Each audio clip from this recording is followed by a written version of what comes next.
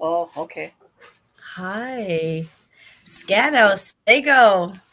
This is exciting. It's so really great to make it out of the back room. We had a little bit of conversation back there and get some heebie-jeebies out of the way. Thank you so much uh, for those of you who are joining us this evening, who are on right now with us, and those of you that will join us a little bit later. Um, maybe tomorrow or a few days after. It's going to be, I think, really wonderful for you to visit with these two amazing people.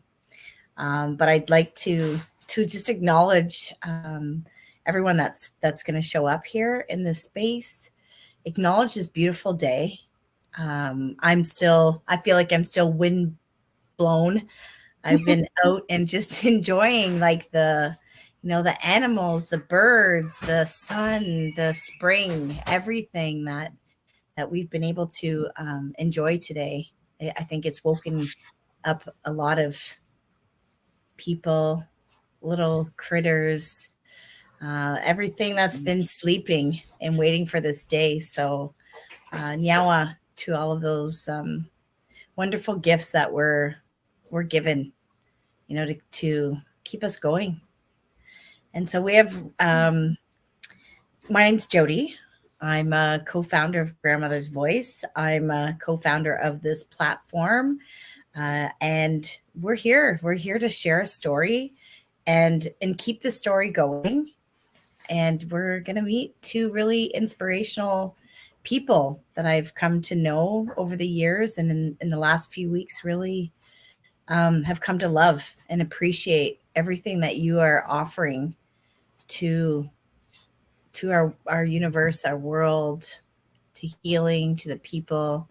So Nyawa for being here, and it's nice to see you, Jackie and Oliver. And so, yeah, please tell us about yourselves. Then we'll talk about this beautiful journey that you've created for everyone to come along.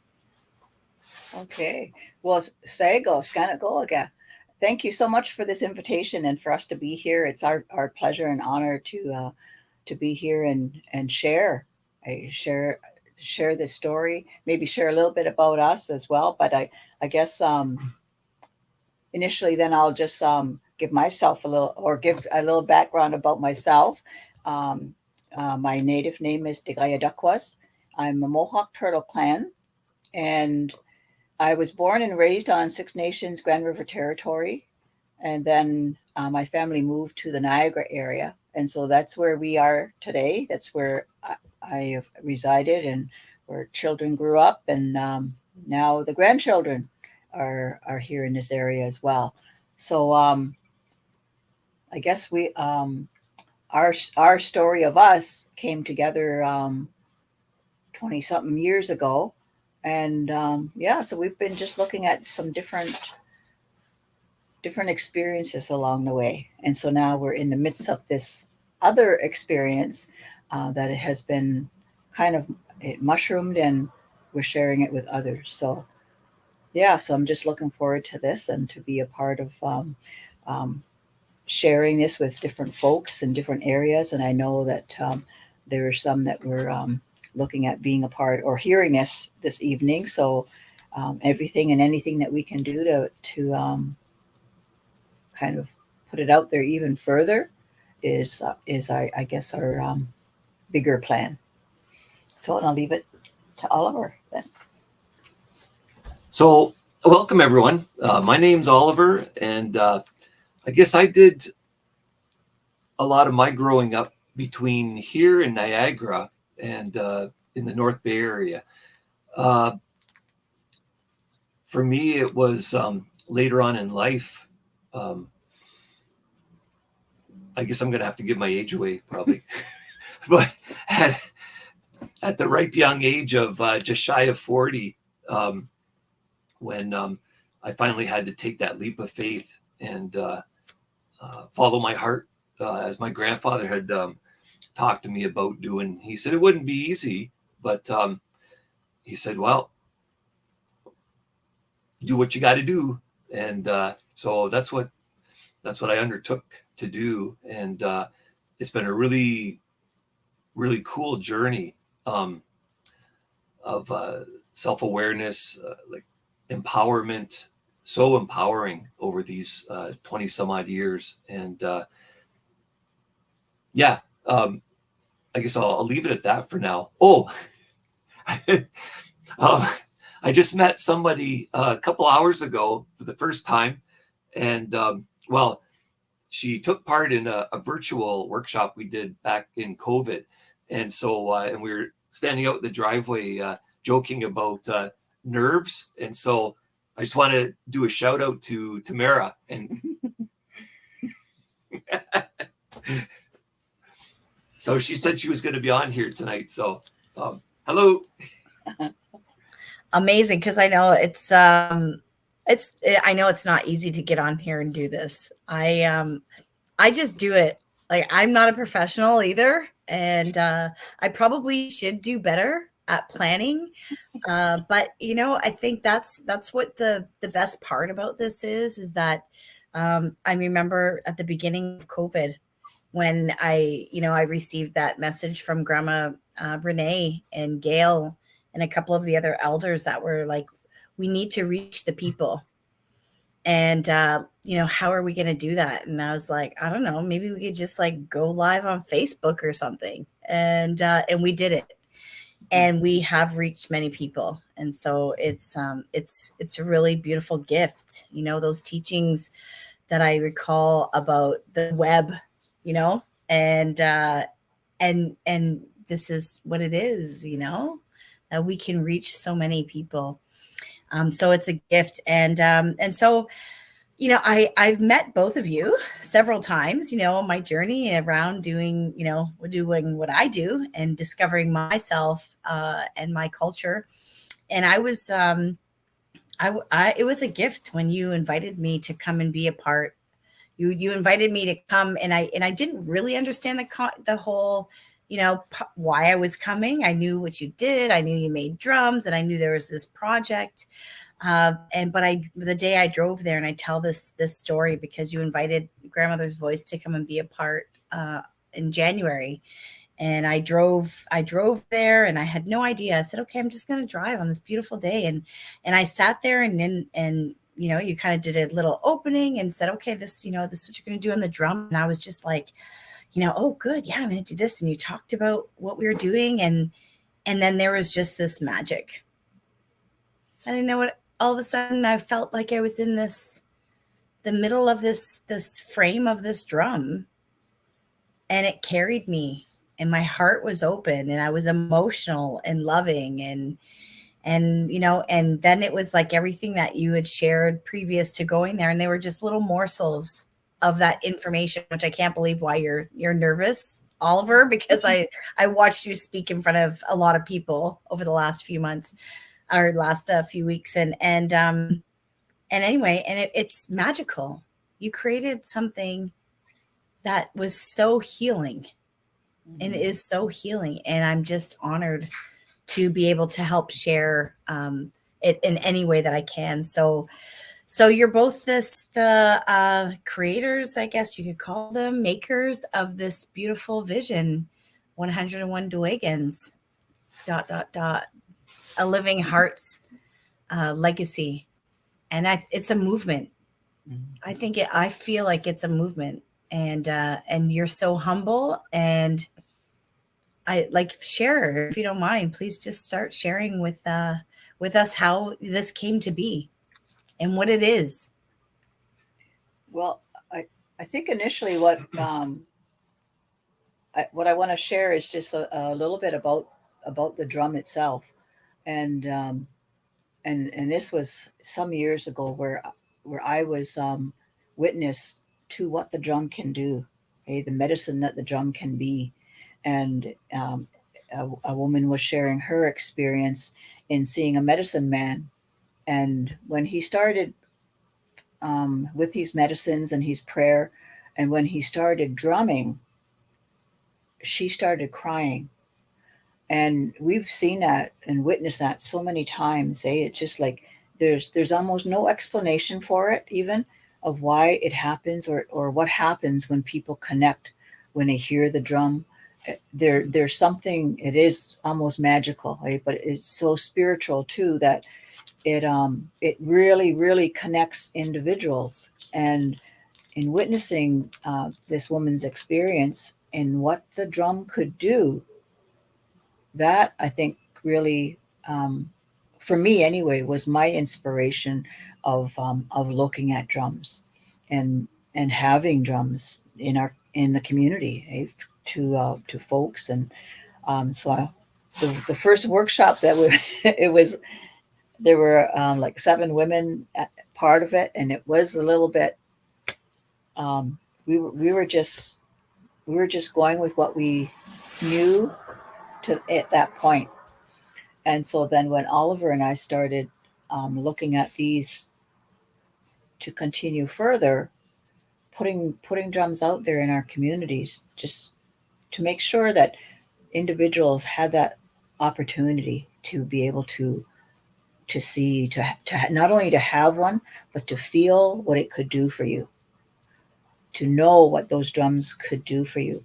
And so with some of the different projects that we've done, it almost is like it takes on a life of its own. It takes on this energy. Okay? And so initially, when we were looking at this in 2019, the fall of 2019, it kind of spurred from an idea of bringing all of the, like, because at that point we've done quite a few different workshops with circles and different circles of different groups within schools and different communities. And so kind of my idea was to bring some of those drums together. Okay, just put a call out to see how many of those drums could come together to drum for the sisters in spirit. And then it evolved into this 101 Deweguns. And so we've been just working with that, and just kind of feeding that energy of that, I think, because it has taken on a life of its own. We've seen that kind of from our first initial, I guess, plans, of that, those conversations, and we've had to bring in other folks, because like two of us can only do so much. And and I guess it's that energy of the whole 101 that we're looking at is, yeah, it needs the energy of as many that we can connect with it. And the last couple of weeks has been totally amazing in doing that as well. So yeah, that's, I think, one of our initial plans of bringing it together, of looking at this project and what that's going to mean, even not only today but down the road. Okay. Mhm. So I want to just clarify the whole thing about nervousness. You're funny. So there's like, you might even call it kind of like a Jekyll and Hyde, but it's, what I see it as is more the ego mind, as compared to when you let spirit kind of take over. And so there's a lot of things that there was quite a few of us in the Snagger area that were starting out, coming to the drum as middle-aged men about 20, just a little over 20 years ago. And so there's been a lot of things, a lot of good teachings, lessons, information that has been passed around that we've absorbed. And one of our elders spoke out, and he said about that kind of information, he said, like, it could be the best information you're ever going to hear to guide you through life, or it could be a load of manure. And so he says, so it's up to you. And it could be the same information that works for one but doesn't for another. And so he says, always be conscious of, who the information's coming from, and how it either works or doesn't work in your life. And so then skip ahead a few years, and we were, and there's a method to this madness, so you just have to bear with me for a minute or two. Someone else mentioned shortly after we had conducted a lodge, and we were pulling the coverings off, and we're going to bring them home to the house here to wash them. And he asked us where we wash the blankets, and we told him at home. And he said what he had been told, and he says, and it made perfect sense. He said, different people have different belief systems. And he says, so we might believe in the teachings around the Purification Lodge and conduct ourselves according to that. And so you can say the same thing about conducting ourselves around a drum. And then he said, so when people go into a lodge, they let go of a lot of stuff. And that stuff gets trapped in those coverings, those blankets. And so if you believe that that is how it works, then you have to watch out, because you bring those blankets home and you bring all that energy into your Maytag, and it just gets dispersed. Could get dispersed throughout the house. So yeah, you better have a good way of cleaning, not just with ivory snow in the washing machine, but to clean yourself in your house when you're doing stuff like that. He says, in comparison, if you take those coverings to a laundromat, the vast majority of people who frequent a laundromat probably don't believe in the same as what we believe in. And so all that energy that gets released at that laundromat is probably not going to affect people the same way as it would being released in your own home. So to me, this is about spirit. And when you allow yourself to connect with spirit, it's like a wonderful thing and kind of a scary thing all at the same time. And it really allows your inner child to kind of feel safe and to feel expressive. And so another thing we were told was that when you're sitting at the drum, that's a prayer. So every song that we sing, irregardless of what that song is, but when it's sung at a drum, then that's you offering up your prayer to the Creator. And that song, that energy that's flowing between yourself and the Creator is that umbilical cord, so to speak. And it doesn't involve anybody else but you. Whatever might resonate is great, but that prayer, that communication is between you and the Creator. So and there's no need to be nervous when you're conducting yourself that way. And so before I heard that, I couldn't talk to a group of one. It was like, no, I could, no, I just couldn't do it. Social speaking, no way. But sitting at the drum, there was something, as Jackie mentioned, like almost magical that happens. And you soon realize the power or empowerment of spirit when we connect with it. And so for us, and I'll kind of leave it at that for now, but that's what's really been a guiding force for us over these 20 some odd years, is the fact that we know the medicine in the drums. And there's a story, I know Joey's just itching to share about a big drum that was encountered in the last couple of weeks.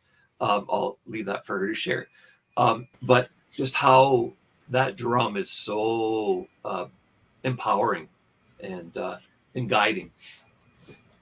Amazing. It is. There's something, well, it's the heartbeat of Mother Earth. And it came for me at the right time. I could have so many conversations, that. And I know that the people that watch this are like, Jody, stay on track here. Because I really I do want to tell that story, and I think we can end with it today. But what I'd love for you to share is to tell them what the 101 Deweguns is. You know, the 101 drums, you know, that you're creating, and the story behind it, and why. You know, because there is a lot to it, and I'm hoping that this you know, this series that we want to bring people along the journey as well, because we know that not everyone will be able to, you know, show up at the locations where you'll be offering the workshops, but just to understand the concept. And you know what I'm learning is that we're healing, you know, where people are understanding and learning for the first time, or discovering truth for themselves, or even for their community, or people they don't know, the realities in our country, you know, in our world and Turtle Island. There are a lot of people that are healing. And this project, I've seen people heal. I've witnessed it. I think I've been one of them. So, you know, I think just if you could share with them what the drums are. Do you have one? Do you have a frame there? Or do you have something? Yeah, because I know I have one. Where is it? Yeah. Awesome. Yes. And then so part of it is just it initiated, I guess, with a few different, like um like affirmations, I guess, if you can call it that, even, but just some of the different connections. And we've been oh, I'm not even sure where to begin. But one of the things that we're looking at is to honor and um, show respect, love, just like that kindness, to different spirits. When we've been talking about spirits, and when I think there were a lot of similar feelings when people heard about the first 215 children that were found in the residential school grounds out west. and and I think probably folks that were connected to the different residential schools across Canada, or their families, but I think there were some feelings of like, what's going to be found in our area, in our community. And so one of the things that we want to do is to kind of help those spirits, because for me, I know that once they were gone, it was instantaneously that they're with Creator, right? And that's the best. So however they went, their spirits were with and have been with Creator, but to acknowledge them now. And so that's what we're looking at doing in all of the 101 of the drums within the frames. And maybe if I can just show this, if you can see it.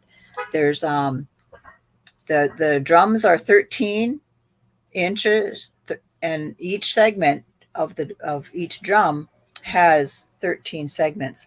And so and this one here has the names of children's names that went to the residential schools and didn't make it home. And so that really, to me, that resonates huge, because this my whole family is affected with this. Not only aunties and uncles, but my father was part of the residential school, and he was one, though, that did make it home, um, through his own gifts and courage, but his life wasn't the most positive. Okay? And we know and we see the influence of what the residential schools have within our different communities. And so this is what we're looking at doing, is to honor all of those spirits. And these names were taken from that registry. of the children. And so in the initial stages, we had we still do have the process. Like, so each, we have a frame that shows the process of each step, and then this is kind of the final step before the hide is put over the frame. But then we have an awesome artist friend who did the initial one for us, because we wanted one to be complete, so that we could use it and show folks the potential of the finished drums, because we're looking at them to be painted. And Oliver has this one that is finished. So we'll show that one. Oh.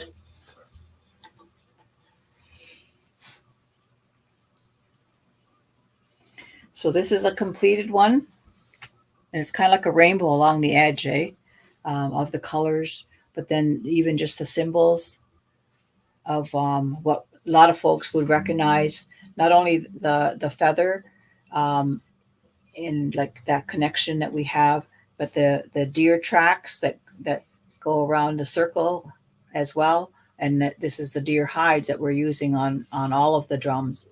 And then of course then the turtle representing Mother Earth, and the bear representing that medicine.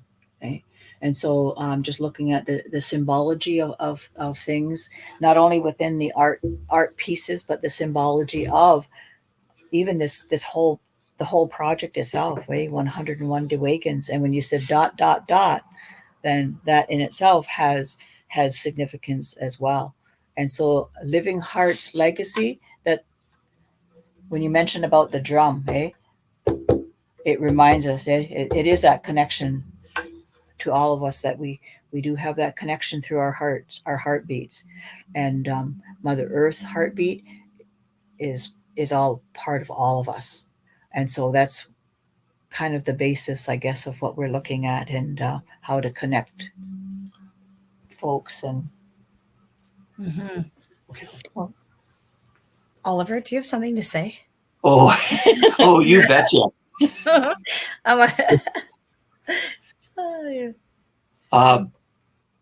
Is it my turn? Yeah, go ahead. Well, we knew right from the get-go that this was going to take on a life of its own, as Jackie mentioned. And what happened in those schools shouldn't have happened, should not have happened. And as a result of people speaking out against that, has come truth and reconciliation.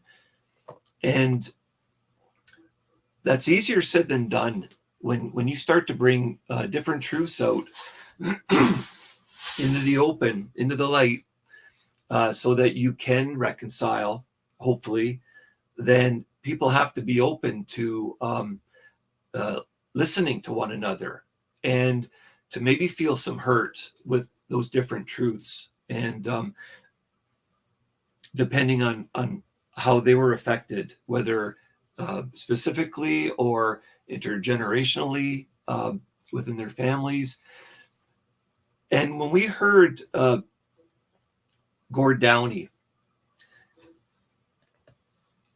issue that challenge to all Canadians to do something, and that was based on what his brother Mike had brought to his attention about a magazine article about what happened with Chenny Wenjack, and what shouldn't have happened to Channy. And so, however that hit Gord, it hit him pretty hard, it seemed. And when the Hip did their last concert, it was almost like, without missing a step, Gord was right into this next part of his life, as short as that was going to be.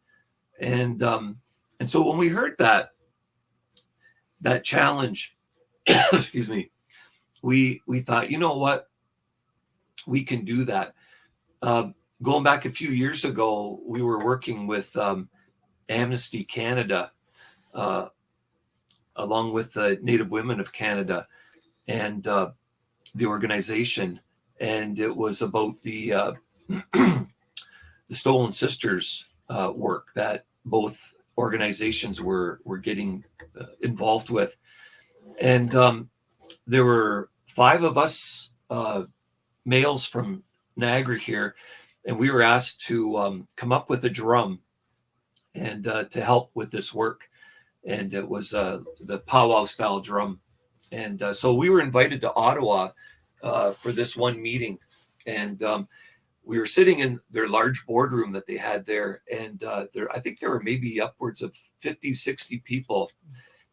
There might have been 10 males in total and about 40 to 50 females whose families were directly affected with someone who had either been murdered or had gone missing. And they were telling their stories. And there wasn't a dry eye in that room. And so one of the things that we vowed to do was to continue doing whatever we could do as we're guided by Spirit. And if people came and requested help with something, that we would always say yes. If we were able to, we'd always say yes to it. And so I guess that was kind of what we heard when we heard Gord call out with that challenge to all Canadians. And but what kind of touched us a little bit more with what Gord had issued is in his one song, Son, there's the 4th line in the first verse. It mentions that, and there is no next sentence. And I'm not sure what the true meaning is behind that line, but in looking at the song and how it impacted us with that line, we thought, you know what? Far too many times there might not be a next sentence when people start to bring out the truth in a way that they can't kind of like can't handle the truth that right there in that moment, or somebody's trying to push a certain narrative that controls what truth is being spoken about without letting truth just come out on its own and looking at it that way. So we thought, you know what? Yes, we can create a next sentence, and that we is plural. And we thought, we know ourselves, what guides us, the two of us, and we know what guides people in our circles. And it's very good what guides us and what guides the people. And so this conversation that we need to have, bringing out the truth, we thought, what a wonderful way and a beautiful way to do that. Because they say a picture paints 1,000 words. So I'm kind of jumping forward here to this drum. Mm-hmm. And the stage that we've all been prepping in the background. And I think there's a few hundred volunteers who have been part and parcel with the sanding aspect, the gluing, the construction of the frames, the sanding of the frames. Now the wood burning is just about, maybe 3/4 of the way being finished. And then the lacing up of the drums. And then they go to the artists. And so you could almost say that all of us in the background have been prepping for this really cool time where we get to send all of these 101 Deweguns out from coast to coast to coast across Canada to all of the artists who have expressed their wishing to participate in this project. Mm-hmm. One big family. And so we've felt this family growing and growing and growing and swelling. And this is even before the artists come on board. And so what we're so excited about is with each artist, they have their own style, their own unique way of telling stories through the visual arts. And we're asking them to tell their story, how they've been affected, Indigenous and non-Indigenous alike. Because as Canada's Prime Minister mentioned back on September 30th of this past year, that everyone has been affected by that residential school narrative. What we were taught in school, what we experienced firsthand in our own families, and we've all been affected.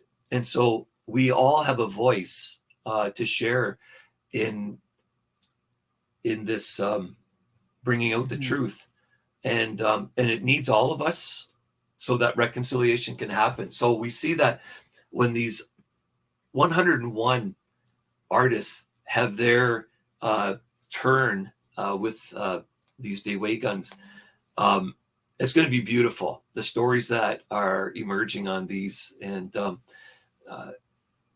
we won't go into great detail about what the plans are. Maybe that's for the next episode or another episode down the road. The next page. But just to say that we're so excited about all artists, even though we don't know who they are yet, but we will very shortly.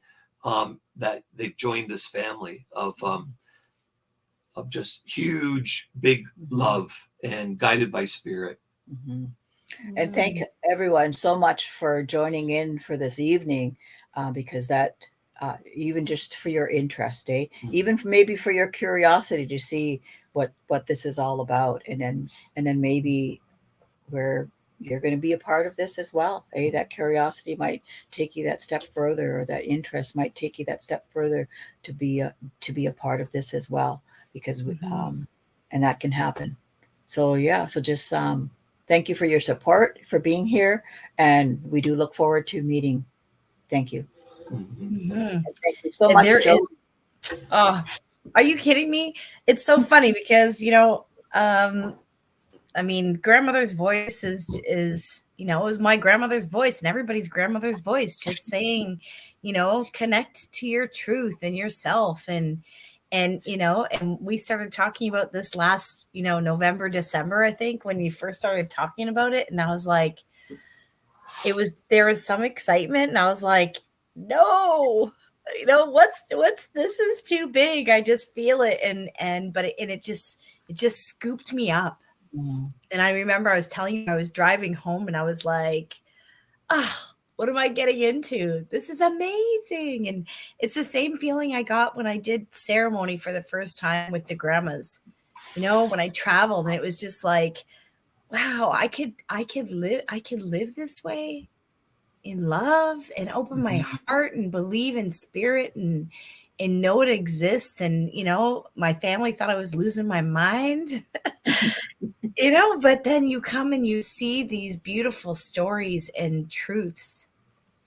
And then we live through these crises and trauma, our reality as a society that we just, traveled through together, and to come out and have something like this to help heal people.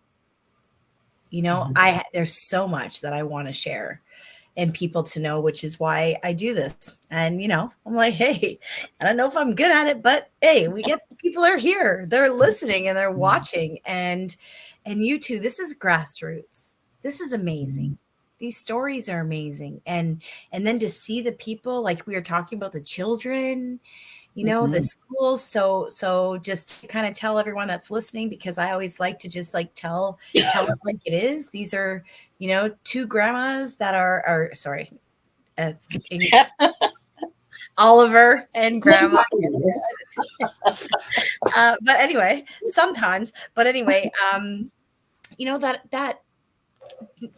are making this in their own time, and bringing hundreds of people together, and they've kept track of every single person that has touched a drum, a striker, a leather bag. They're making like leather bags. So stay tuned, because this journey is so beautiful, and I'm so honored to try to just do my part by sharing story, creating events, creating opportunities for people to come and be a part of it. So you might know an artist out there. Doesn't matter like what age, who they are, how good, bad, whatever, they're gonna draw the names, and they're gonna just people are gonna spirit is going to guide the people to be a part of this. And then we're going to watch this come back to, all the drums come back to Jackie and Oliver and go for ceremony, and they get to go be birthed together and in community and song, and then they travel. And so there's this beautiful circle of love and healing that I can't imagine a more perfect time in our lifetime, my lifetime, for something like this to happen and to be a part of. So there are all kinds of information. And it says, so I'm going to, there's on the right-hand side, I don't know, Jackie, if you remember this, but you can see comments that people are showing here. And so, Julianne, thank you. You're asking, how can you get involved in the project?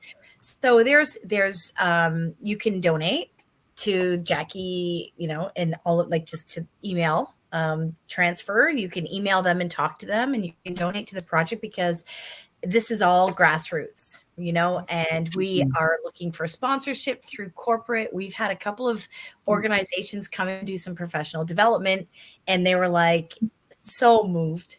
I have some really beautiful messages to share with you from our last group that came in, and they had no idea. And there's Jess. Jess is here. She's amazing. You're going to meet the team over time. So you can go to the Facebook page. You can go to the websites. You can see all of that. You can follow us on Grandmother's Voice. We actually on Earth Day, which is next Saturday, April 22nd, they're going to be in Oakville at one of the schools, St. Ignatius of Loyola, and that's on Upper Middle Road area. You can come and be a part of that. We do. I think it's important to donate something, to offer something, because it's all about reciprocity, and but we're always looking for sponsors. And I think that's where I come in.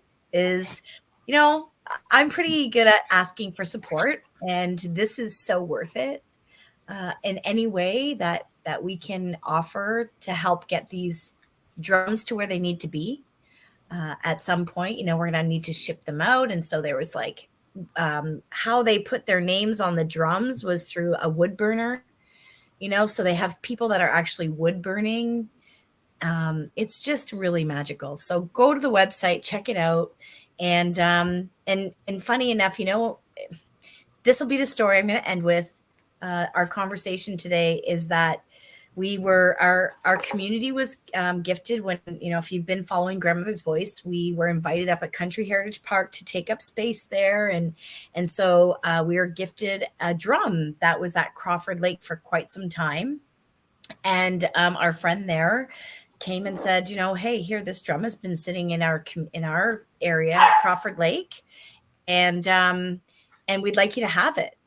And then so over time, it must have, it was drying, and it was speaking to us because the straps broke, and a few things happened. So when Jackie and Oliver were there last a couple of weeks ago, I just said, would you mind taking a look at this? It needs a little bit of care. So Oliver, kind of did his, I'll take it, and then turns out, you want to tell that part of the story, Oliver? So over the years, we've made quite a few of the big powwow style drums, and every once in a while, one will come back. Some are ours, some are from other drum makers that they need some TLC, and so that was the same with this drum that Jody's referring to, and so. When we first started years ago, we were using green hide, and you could tell male and female pretty close when you're working with the green hide. That's the hide that you'd have to excuse me, flesh the meat and fat from the inside and then dehair it. And so we used to do that. But then a few years ago, we started with the rawhide that is done through a chemical process at the tannery. And so when Jody presented this drum to us to look at, it had a rawhide skin top and bottom. And it didn't stand out, excuse me, until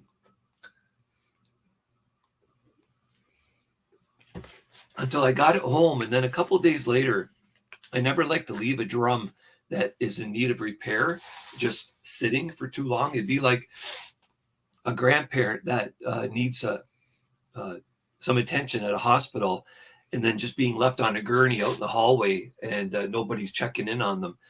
And so part of my checking in on them, I guess you'd call it, is to start to do whatever I feel needs to be done. And so first thing was to continue cutting the strapping. And then as I pulled the two halves, top and bottom halves off the frame, I looked inside and it's almost like a fingerprint. So whenever I'm making a drum, there's like pencil squiggle lines I use and, A, B, C, D and stuff like that. And just so I can keep my own mind straight, I guess. And so I noticed these lines. I thought, what the heck? That's one of my drums. And then on the top, it was done a little bit unique. And I only remember ever doing maybe 4 drums this way, where it has a tapered inside taper on the outer top and outer bottom, and to give it a little bit more height. And I noticed this had that same taper. And so there's no doubt that it was one of the early drums that was probably done in about 2002, 2003. We would have used moose hide at the time to cover that with. And over time, as the hides dry out, it probably needed to be replaced. And so it was with another type of rawhide.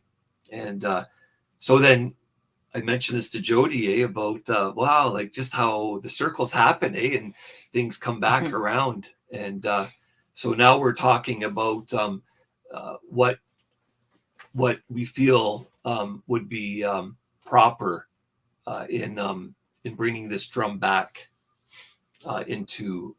back to life, so to speak. And I think with that, if I could, I just wanted to mention too that this entire process that we're in right now with the 101 Dewegun project is akin to pregnancy. And so we're in this pregnancy stage, and we were kind of looking at pregnancy. And when you're pregnant, you're pregnant. You can't get more pregnant because you're pregnant, and you just have to, with faith, and just believe in that that 9-month time, or however long that pregnancy goes, until the birth happens. And so that is kind of sort of how we look at this project taking on a life of its own. And so there's different things that have come up during this pregnancy. And I can't speak for anybody else, but for myself, I still have to scratch my head. And because I'm learning different things as I'm going along, even after 20 years of working with drums, and just how spirit works. And it's one of the teachings that was shared with us years ago was about being at the drum. And we were told that that drum, that spirit of that drum, is so powerful. And if you allow yourself to be guided by that spirit of the drum, it's gonna take you to some special a special journey, and you're still going to have some challenges, but it's nothing you can't, you'll be able to work with them because you're allowing that spirit of the drum to guide you. But we were cautioned that to watch out for ego because, sometimes we kind of get full of ourselves and we think, oh, we know the proper course that drum should take, and we start to guide that. And I don't like politics, but that was what was referred to, was that things become political.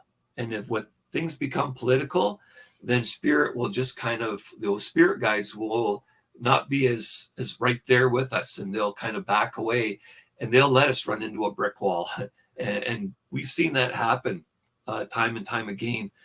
And so it's very important for us during this pregnancy of this project to just to be there to nurture it. And that's why we're so blessed to have this amazing collective with us, this family. And as we grow, and we always mention this whenever we conduct a workshop, is that we say to everybody, welcome to the family, because we grow every time our circle connects with another circle. We're just growing bigger and bigger. And so when we begin having this conversation, bringing truth to the surface, it's going to be an amazing experience. Yeah. And I'll just end with that. Yeah. That the truth is our pillar, right? That good foundation. And so when we have that, we can put anything on top. We can build anything on top. And so I think a big part of that is bringing these different spirits together, even in the support of this. And however that might be, however that might work, we are just so looking forward to even the future connections, because what's showing us already has been pretty amazing. And it just sometimes just boggles my mind of what happens when folks show their gifts and bring their gifts to be connected here with this project. So we are just so looking forward to the continuation of it, and for meeting folks that are interested with it, and just grow from there. Have we got time to share one quick little story? Yes, of course. We can All do right. whatever we want. And so I mean no disrespect to anybody, so I won't mention any names. I will mention the location where this incident happened, and I can share this because it happened to me, and I wouldn't wish this on anybody. And but there were 5 of us, probably ranging in age from maybe 6 years old to 8 years old, and we all lived in the same neighborhood in this small town in Niagara. And our parents all thought it was good that we go to this like a Bible class at the local United Church. And again, no disrespect to any churches, but some people, as our youngest grandson says, what's wrong with their mind? Anyway, so we show up at this like a Bible class, and the woman conducting the Bible class will just refer to her as Mrs. B. It was in the house where the minister lived, and it was like an old brick house, kind of like a 2-story. No, not B referring that way, but you could. The B was actually the initial of their last name, so I see why you're laughing. So she's telling us about how rotten we all are, like just for no reason, like, so these are little kids. And so, like, my heart really goes out to and I'm saying this with all sincerity, but the names, as I was writing these names on these frames, I'll tell you something. I had to stop so many times, because it's so easy to look at these names and think, oh, that's a real interesting name. I wonder, I'm thinking I wonder what they went on to do in life. And then it hits me, the reality is, no, they didn't make it from those schools. Like they were, anyway, I don't even want to get into that, but it really ticks me off, that part of me, how people can be like that to other people. So back to this story of what happened to us is there was a extension ladder that was propped up to a opening in the ceiling, like a 2-story high ladder, and it went up in the attic. And then we were told to go up in that ladder, and then there was a plank, and then we had to stay on that plank. And Mrs. B says, don't go off the plank or you're going to come down through the ceiling, through the plaster. So you got to make sure you stay on that that plank. So there was about maybe, I don't know, it was all of us who walked down together. So, but there was a few more. So maybe about eight or nine of us up in this attic. Then she proceeds to close the door, the attic door. It's completely dark. You couldn't see one another up there. And she's hollering from, just below this attic door, how we're just nothing but like just a bunch of disgusting, like gonna go to hell, kind of like all this kind of stuff that kids don't need to hear. And we were bawling our eyes out up there. And in fact, I think one of our friends was just about like falling off the plank, and we had to kind of support. I do remember somebody saying, "Look out! You'll go through the ceiling," and then they must have caught themselves. So and she made us stay up there until we agreed with everything that she was saying, which was all derogatory stuff that she was calling us and saying about, and how we needed to, in order to be saved, and all this, blah, blah, blah stuff. And we had to agree to all that stuff before she opened that attic door. So we come down, we're crying, we come down that ladder. So wonder none of us slipped coming down that ladder. And it was right at the end of this program for that evening. And so we leave, and the public school was right across the road from this church. And so, and there's sidewalks on both sides of the road. So rather than stay on the sidewalk closest to the church, we went right across the road to the sidewalk where we thought, we felt safer by the school.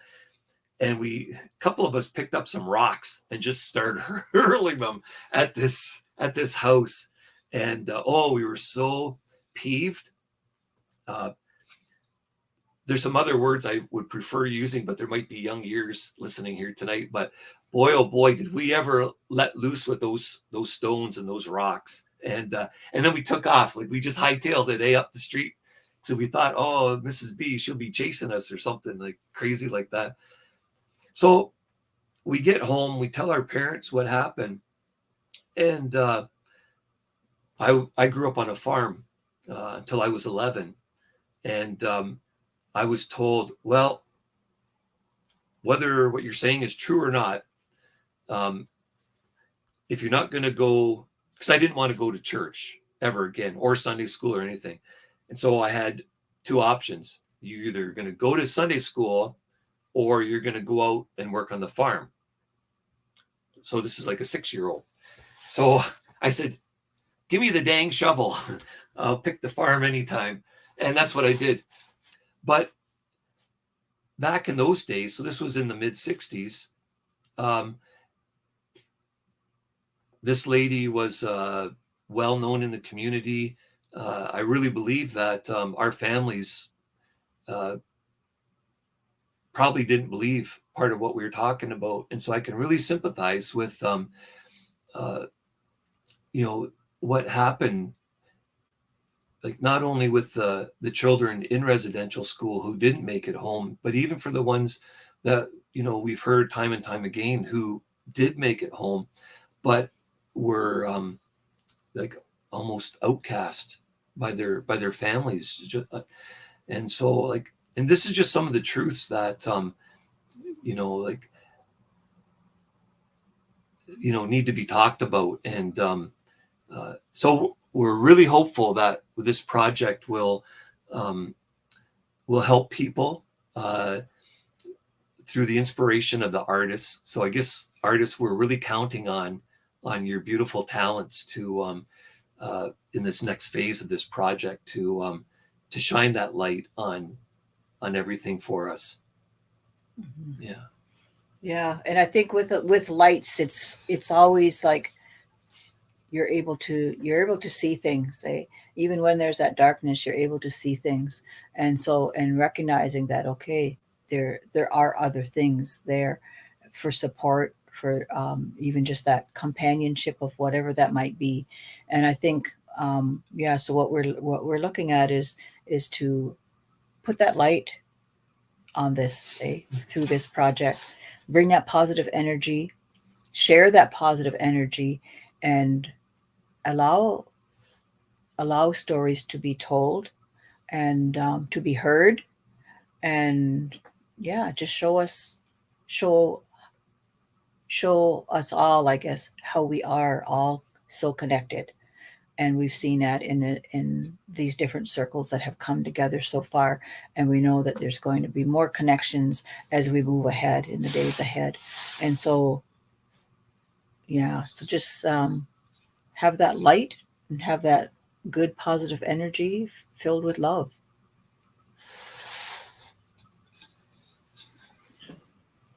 So that's a wrap.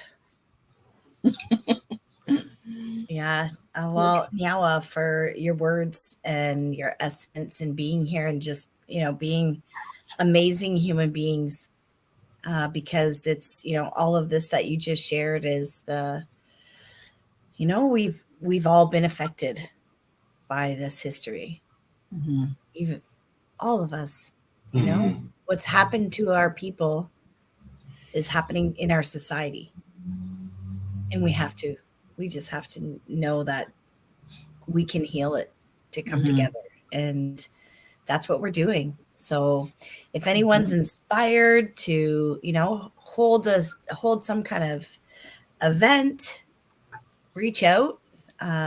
They invited Grandmother's Voice to support them in that capacity, to help bring people together. So you can reach us or reach out to their website, and then just follow us, because we do have a couple of events coming up, and we're just constantly doing things. We're doing an event on National Indigenous Peoples Day as well, and a few others. So yes, please just keep following and share this with anyone and everyone that you know, because you're gonna keep seeing it, and share it with artists, please. So nyawa to all of our relatives that have been being here with us in our space, and just sharing your words, and we know that and believe in the love and the rippling effects, the vibrations. So Okay. we'll Yeah. see you next time, 2 weeks. I think we're going to come back and just give another update. So in the meantime, look for us and come and visit on Saturday, April 22nd. Nyawa.